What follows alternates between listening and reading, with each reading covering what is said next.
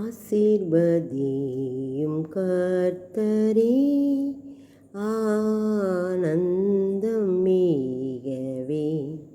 நேசவுதியும் சுத்தரே, நீத்தம் மகிழவே.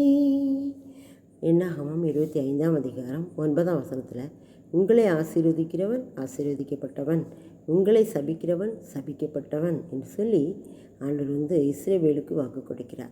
ஆனால் இதே வார்த்தையை ஆபிரகாமுக்கு கொடுத்தார். ஆதியாகமம் 12ஆம் அதிகாரத்தில், நீ சகல ஜனங்களுக்கும் ஆசீர்வாதமாக இருப்பாய், உன்னை ஆசீர்வதிக்கிறவன் ஆசீர்வதிக்கப்பட்டவன், உன்னை சபிக்கிறவன் சபிக்கப்பட்டவன் ஆபிரகாமுக்கே ஆண்டவர் வாக்குத்தத்தை கொடுத்துட்டாரு.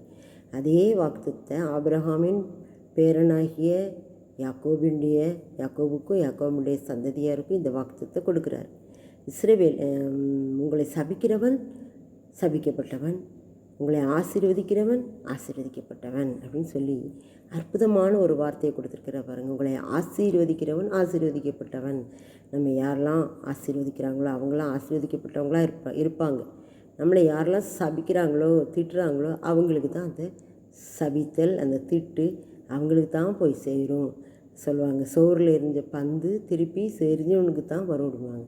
அதே மாதிரி வார்த்தைகள் ஆண்டோடைய கரத்திலிருந்து ஆண்டோடைய சன்னிதானத்தில் நாம் தவறுதலாக பேசிவிடக்கூடாது. வார்த்தைகளை நம்ம நிதானமாக செய்யணும், பேசணும். அப்படி பேசும்போது அது நமக்கு ஆசீர்வாதமாக இருக்கும். நம்ம மற்றவர்களை ஆசீர்வதிக்கணும். நாம் ஆசீர்வதிக்க பிறந்தவர்கள் தான். அப்போ நம்ம அவங்கள ஆசீர்வதிக்கும் போது அவங்க நம்மை அந்த ஆசீர்வாதம் நமக்கே திரும்பி வரும். ஆனால் அவங்க நம்ம சபிக்கும்போது அந்த சாபம் நம்மை ஒன்று செய்ய முடியாது. ஏன்னா நாம் இயேசுவினுடைய இரத்தத்தால் மூடப்பட்டிருக்கிறபடியால் அந்த சாபம் நம்மை எதுவுமே செய்ய முடியாது. அதனால் தைரியமாக நாம் சகாயரை நோக்கி தைரியமாக இருக்கும். மனுஷன் எனக்கு என்ன செய்வான், கர்த்தர் எனக்கு சகாயர் என்று நாம் சொல்லலாமே என்ற வார்த்தையின்படி அவரை பிடித்து கொள்வோம். அவர் நிச்சயமாகவே நம்மை வழி நடத்துவார், ஆசீர்வதிப்பார். ஆசீர்வதிக்கிறவர்களே ஆசீர்வதிப்பார், சபிக்கிறவர்களே சபிப்பார். இதை நாம் உணர்ந்து அப்படியே சன்னிதானத்தில் நாம் அறிக்கையிடுவோம். ஆண்டவர் பெரிய காரியங்களை செய்வார். ஆமென்.